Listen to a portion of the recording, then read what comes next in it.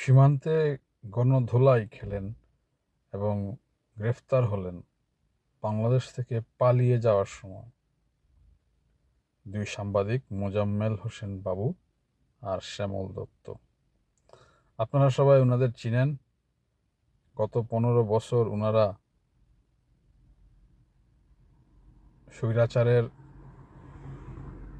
সাথে থেকে স্বৈরাচার এর কাছ থেকে বিভিন্ন সুযোগ সুবিধা আদায় করছেন এবং বাংলাদেশের মানুষের উপর অত্যাচার নির্যাতন করছেন।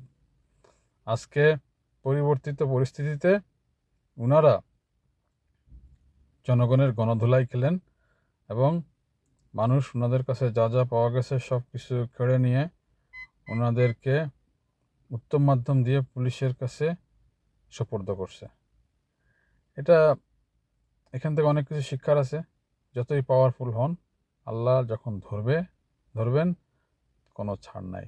জুলুম অত্যাচার করলে দুনিয়াতে নিগৃহীত হতে হবে, আর পরকালে তো আছেই। ভালো থাকেন, দেখা হবে।